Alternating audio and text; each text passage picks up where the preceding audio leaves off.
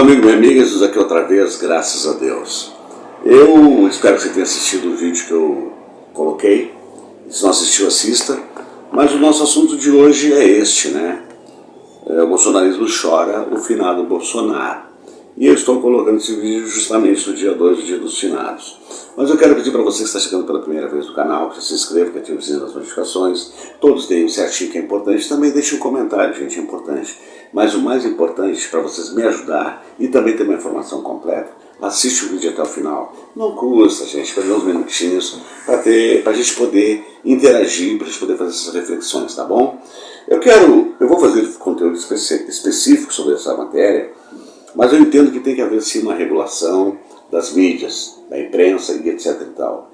E obviamente que essas redes sociais, especialmente WhatsApp, Facebook, enfim, elas têm sido muito danosas, porque às vezes as grandes mentiras de fake news, até o Telegram, partem, a origem tem, o destino tem essas redes sociais.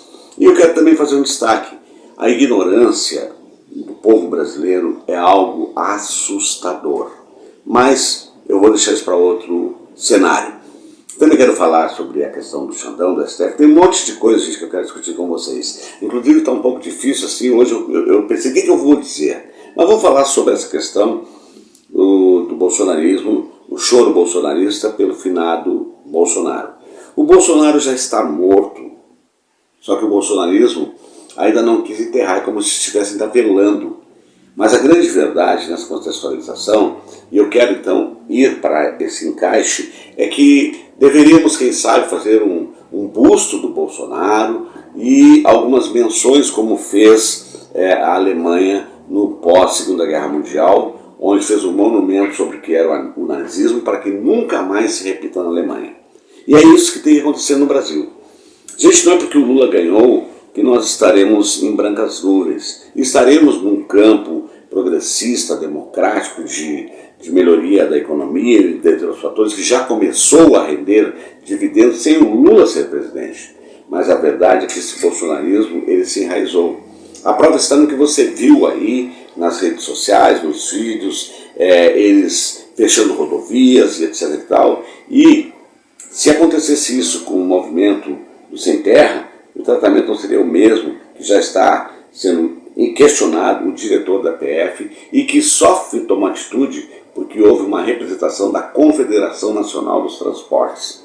Portanto, também temos que destacar que não foram os caminhoneiros que fizeram isso, foram segmentos de empresários do setor e que provocaram isso junto com outras pessoas e que obviamente todos terão seus destinos.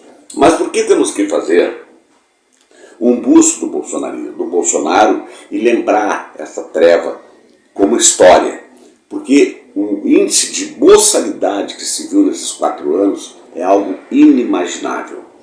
Aqueles que defendiam a família, a pátria e Deus acima de todos, foi o mesmo discurso do nazismo. E obviamente eles não aceitaram a derrota. Mas não aceitaram a derrota por quê? E quem eram essas pessoas que estavam nesses movimentos? Eu vi imagens do episódio na cidade vizinha, na BR-116, aqui no Novo Hamburgo, próximo a uma churrascaria, e quando a polícia chegou com bala de efeito moral, gás lacrimogênicos, enfim, etc. tal, vários carros saindo pelos cantinhos. Então são pessoas desocupadas, são pessoas que têm dinheiro.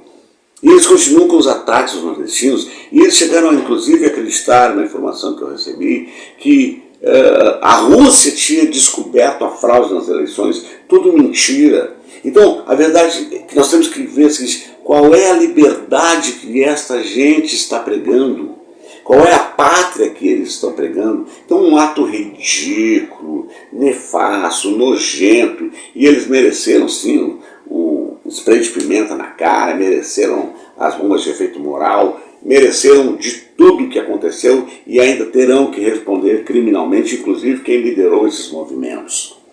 E quiçá ele comece a dedar quem estava junto.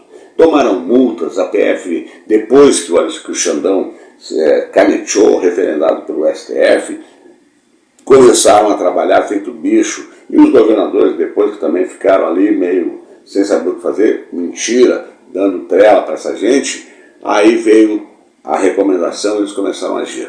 Então, esse bolsonarismo está chorando o finado Bolsonaro.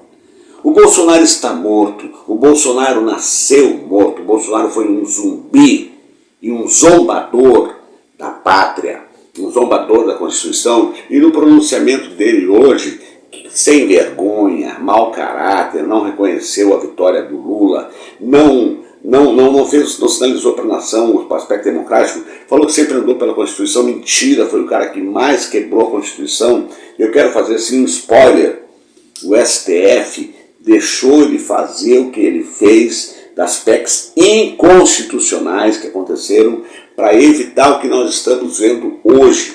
E agora eu quero refletir com você. O que aconteceria se essa treva fosse eleita? Se ele perdendo, esta gente foi bloquear rodovias, a conivência da PRF, a conivência de polícias militares locais, os ataques, etc. tal, ia ter muita gente morta. Se o Lula perdesse e as pessoas que votaram em Lula quisessem fazer algum tipo de manifestação. Pensa. Então, eu quero dizer o seguinte. Por que a estátua para o Bolsonaro? Porque o Bolsonaro ajudou a revelar. Porque você que talvez tenha uma idade como a minha, ou um pouco menos, ou um pouco mais, haverá de lembrar, e você que é mais jovem, pergunte. Essa questão do racismo, da homofobia, da segregação e etc., ela sempre existiu.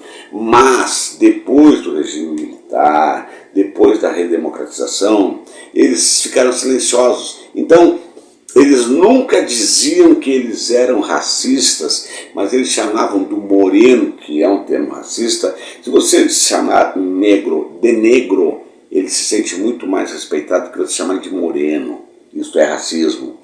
Eles sempre justificavam alguma forma na sua fala desse racismo. Eles olhavam para o homossexual, né, dizendo assim, eu não tenho nada contra, mas a lésbica sempre foi assim, até que saiu alguém das sepulturas, feito pela direita, feito pelo próprio PSDB, que eu tenho um vídeo no meu canal, lá de 2018, dizendo Bolsonaro é o segundo candidato do PSDB. É só você procurar no canal. Então, o Bolsonaro foi eleito alguém que era ninguém e continuou sendo um ninguém, que não tinha nenhum preparo para assumir a presidência, mas que veio com pelo poder que lhe foi dado, ele vomitou todo o ódio que ele já destilava na Câmara dos Deputados, mas que não era visto. E encontrou quem? Encontrou essas pessoas que então encontraram o seu representante. E aí elas puderam expressar toda a sua raiva, todo o seu ódio contra os nordestinos, contra os negros, contra os homossexuais, enfim, contra tudo que não diz respeito àquilo que eles pensam. E o que é que eles pensam? Somente e tão somente neles. Eles são aqueles que têm na sua gene o processo do Brasil imperial, do escravismo, do oportunismo, e é uma elite sórdida. Porém, indo para o final desse vídeo, hoje a elite sentiu, ou ontem, nesses dias aí dessas manifestações, com os voos cancelados, então eles sentiram na pele que os apoiadores do Bolsonaro os prejudicaram. Então, por isto, nós temos que fazer um busto, uma estátua enorme de Bolsonaro com a placa em memória ao período de treva no Brasil, Jair Messias Bolsonaro, para que não esqueçamos. Por isso, eu quero me encaminhar, de novo repetindo, para o final desse vídeo, dizendo, a luta continua, isto não vai parar assim tão fácil. Felizmente, a eleição, isso eu vou falar no outro vídeo, do Lula, empoderou o STF outra vez. Por incrível que possa parecer, o mesmo STF que fez vista grossa e corroborou com a condenação de Lula é o mesmo STF que não via a hora de Luiz Inácio Lula da Silva ser declarado pelo voto na urna, sem fraude, o novo presidente do Brasil. E agora eles vão começar a agir. Eu já dei esse spoiler. Eu vou mostrar para vocês vários desdobramentos do que vai acontecer. Por isso, é muito importante você ficar comigo, se inscrever no canal, ativar o sininho das notificações, dar certinho, compartilhar, comentar, gente, para o canal crescer e trazer mais pessoas que queiram fazer essas reflexões junto conosco, tá certo? Então é isso. O bolsonarismo chora o finado Bolsonaro. Mas não há mais o que fazer. E eu acredito que a última grande fase desses ataques, foi hoje. E o Bolsonaro está completamente abandonado. Ele não se pronunciou e as pessoas estavam acreditando no artigo 242, numa má interpretação da lei, e agora, lamentavelmente, eles vão tomar choque. Alguns serão presos, outros terão que pagar indenizações, outros terão que pagar multa, e por aí vai. Tudo por conta da estupidez dessa gente. Mas, eu digo, Deus permitiu, isso é bíblico, só sobe ao poder quem Deus permite. Deus permitiu Bolsonaro subir ao poder para que fosse revelado com mais clareza esses evangélicos que andam com a Bíblia na mão, recitando versos, são perversos. Esses pastores, também vou fazer vídeo sobre isso, sobre esses pastores, sobre esses evangélicos, para onde vai esta gente toda agora? Como é que eles reagirão em relação aos seus pastores? Mas o recado é esse. O bolsonarismo chora o finado Bolsonaro. E nós vamos continuar resilientes, mas resistentes, porque nós somos do diálogo. E nós vamos, em nome de Jesus e com o nosso presidente eleito legitimamente, reconstruir esse país.